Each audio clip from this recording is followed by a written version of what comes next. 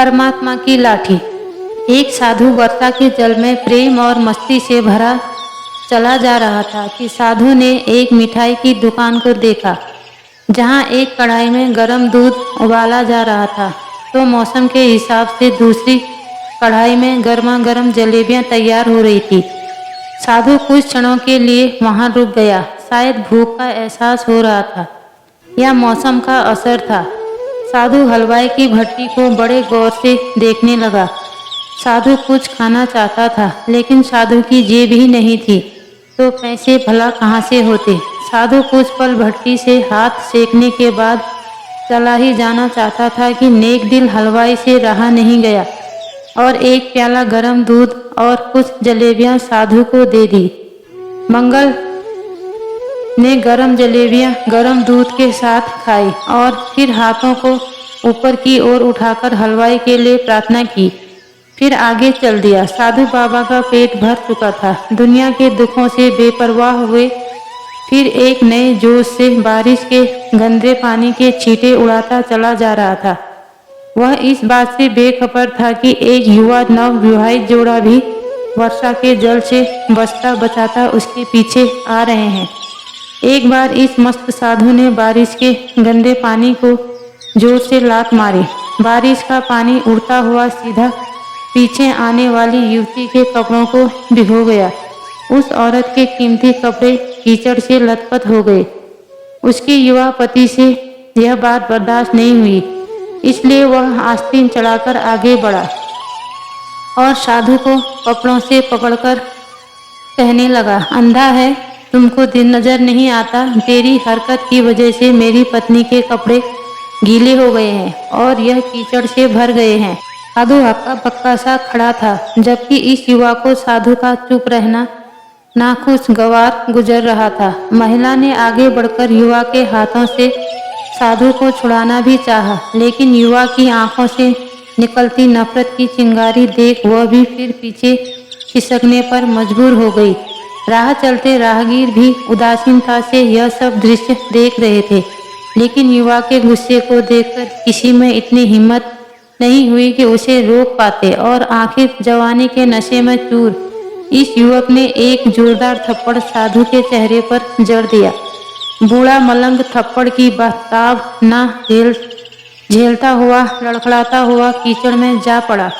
युवक ने जब साधु को नीचे गिरता देखा तो मुस्कुराते हुए वहां से चल दिया। बूढ़े साधु ने आकाश की ओर देखा और उसके होठों से निकला, वाह मेरे भगवान, कभी गरम दूध जलेबियां और कभी गरम थप्पड़, लेकिन जो तू चाहे मुझे भी वही पसंद है। यह कहता हुआ वह एक बार फिर अपने रास्ते पर चल दिया। दूसरी ओर वह युवा जोड़ा अपनी मस्ती को समर्पित अपनी मंजिल की ओर अग्रसर हो गया। थोड़ी ही दूर चलने के बाद वे एक मकान के सामने पहुंचकर रुक गए। वह अपने घर पहुंच गए थे। वो युवा अपनी जेब से चाबी निकालकर अपनी पत्नी से हंसी मजाक करते हुए ऊपर घर की सीढ़ियों तय कर रहा था। बारिश के कारण सीढ़ियों पर फिसलन हो गई थी। अचानक युवा का पैर फिसल गया और वह सीढ़ियों से नीचे गिरने लगा। महिला ने बहुत जोर से शोर मचाकर लोगों को ध्यान अपने पति की ओर आकर्षित करने लगी, जिसकी वजह से काफी लोग तुरंत सहायता के लिए युवा की ओर लपके, लेकिन देर हो चुकी थी। युवक का सिर फट गया था और कुछ ही देर में ज्यादा खून बह जाने के कारण इस नौजवान युवक की मौत हो चुकी थी। कुछ लोगों ने दूर से आते साधु बाबा को देखा तो आपस में कानाफूसी होने लगी कि निश्चित रूप से इस साधु बाबा ने थप्पड़ खाकर युवा को श्राप दिया है, अन्यथा ऐसे नौजवान युवक का केवल सीढ़ियों से गिरकर मर जाना बड़े अचंभे की बात लगती है। कुछ मंचले युवकों ने यह बात सुनकर साधु बाबा को घेर लिया। एक युवा कहने लगा कि आप कैसे भगवान के भक्त हैं जो केवल एक थप्पड़ के कारण युवा को श्राप दे बैठे। भगवान के भक्त में शेष व गुस्सा हरगिज नहीं होता। आप तो जरा सी असुविधा पर भी धैर्य न कर सके। साधु बाबा कहने लगे, भगवान की कसम, मैंने इस युवा को श्राप नहीं दिया। अगर आपने श्राप नहीं दिया तो ऐसा नौजवान युवा सीढ़ियों से गिरकर कैसे मर गया? तब साधु बाबा ने दर्शकों से एक अनोखा सवाल किया कि आप में से कोई इस सब घटना का चश्मदीद गवाह है? मौजूद है? एक युवक ने आगे बढ़कर कहा, हाँ, मैं इस सब घटना का चश्मदीद गवाह हूँ। साधु ने अगला सवाल किया, मेरे कदमों से जो कीचड़ उछला था, क्या उसने युवा के कपड़ों को दागी किया था? युवा बोला, नहीं, लेकिन महिला के कपड़े जरूर खराब हुए थे। मलंग ने युवक की बाहों को थामते हुए पूछा, फिर युवक ने मुझे क्यों मारा?